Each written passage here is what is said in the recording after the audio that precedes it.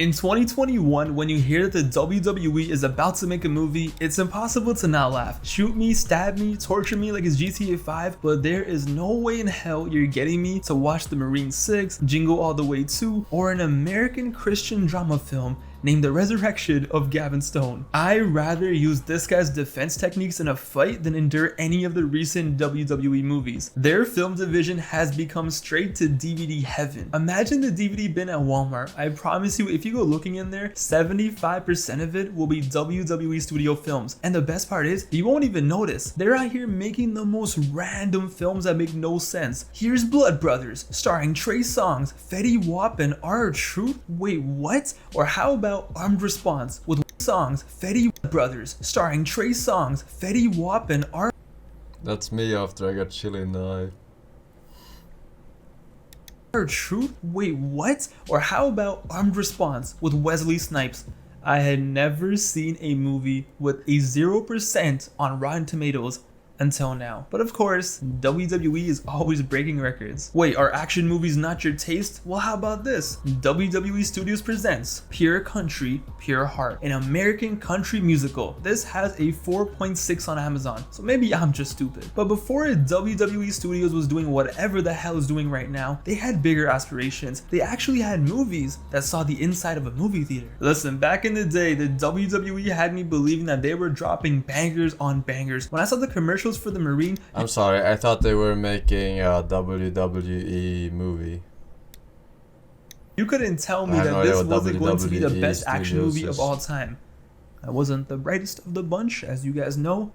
But the other day, after coming across one of these horrible films on Google, I felt the need to go back. Like a fucking movie about wrestling, is what I meant to say. I wanted to take a look back at WWE Studios and this strange history, and I wanted to see the good, the bad, and the ugly.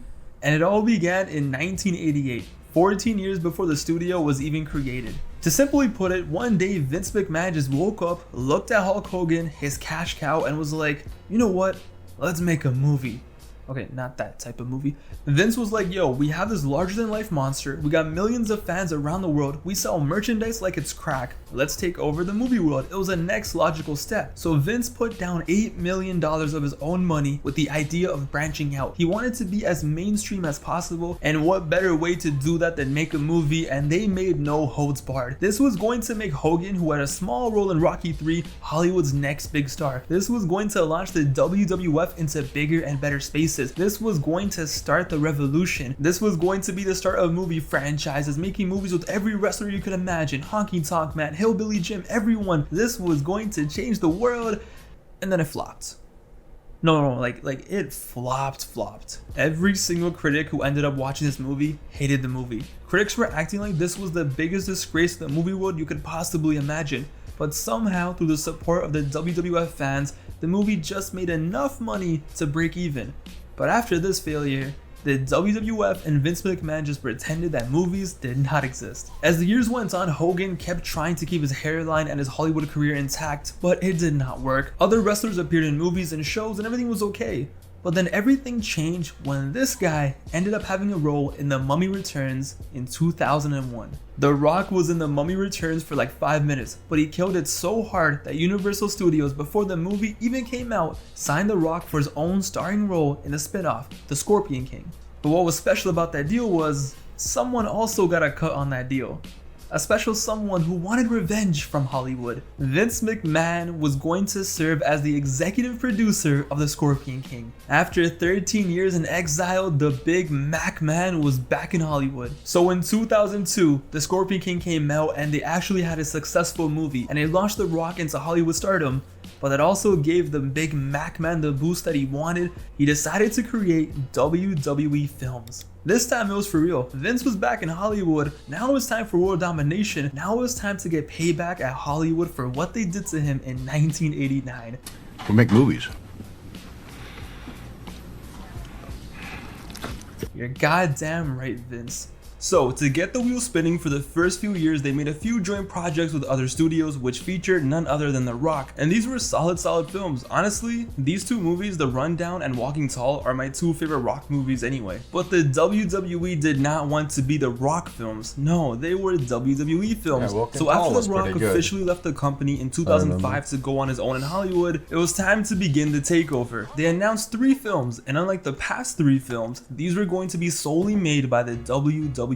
And this is where it gets fun. Let's start off with The Marine. The Marine was going to be way different than what it ended up being. This movie was going to star Stone Cold Steve Austin as the lead and have Robert De Niro, yes, the Robert De Niro as the villain. But then Stone Cold did not want to go to Australia for 2 weeks, and De Niro, well, let's just say they lowballed him and he felt like he wasn't getting offered nearly as much money as he was worth. So bye bye Steve Austin, bye bye De Niro, and welcome John Cena and the T-1000 from Terminator 2 as the villain. And this movie, oh my God, it does not get more cheesy basic action movie than this one. John Cena, who is a discharged Marine in the movie, his wife gets taken hostage by a bunch of bad guys, so this guy just goes full out Rambo mode and nobody is safe. Like I said, as a kid, did I love the movie? For sure. But watching this now, okay, I don't even know where to start. First of all, this movie came out in 06, filmed in 04, but it looks like it was made in 1998. The special effects? No. What are special effects? There is nothing in this movie that looks realistic. It's actually jokes. The explosions, the gunshots, the story, it does not get cheesier than this. Yo, just look at these effects. Look at the fire. How is that even possible? No, this movie makes no sense, but that's what makes it so great, because I swear to you, this is one of the best comedy movies you will ever see in your life. This movie is unintentionally hilarious, and y'all thought Super Cena was OP in wrestling? You have not seen him in The Marine. He was literally John Rambo on bath salts. This movie cost roughly $18 million to make and brought in $22 million at the box office. That is horrible. Those are the type of numbers that should probably get your studio shut down, and they tried so hard to push this movie. They even had Cena become a Marine in real life, out here dressed in camo and saluting. It was the most confusing thing ever. Last year this guy's a rapper, now he's actually thinks he's a Marine. What the fuck is going on? WWE films definitely started with a bang in 06, because the same year they also released a horror movie, See No Evil, featuring Kane. I would see the trailers for this movie on TV and I would really be shook. They would hype this movie up so much during Raw and SmackDown, and the movie did look terrifying. Even the poster was great, and best of all, Kane in real life looks like a serial killer, so it was perfect. And this movie had potential. A group of delinquents are sent up to clean up the abandoned hotel in exchange for shorter sentences.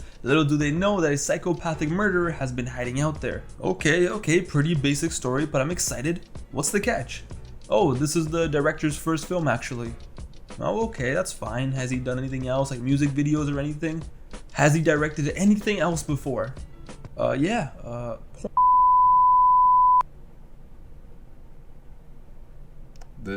out of every director in this world, out of every single idiot who claims to make movies, the WWE Films Division brought this guy to direct their horror movie. You can't make this shit up. But somehow, some way, they made a decent slasher film. It's dark, it's gory, it's Kane running around just destroying and killing. Did it make any money? No, of course not. Did critics hate it? Of course. But I'm gonna be honest, it's not that bad. It could have been much worse. Which brings us to 2007, the end of the OG3 movie announcement. It was time for The Condemned. This one was supposed to be... I'm gonna watch 40 minutes of shitty actors. John Cena in the latest fucking Suicide Squad. Oh no. Oh no.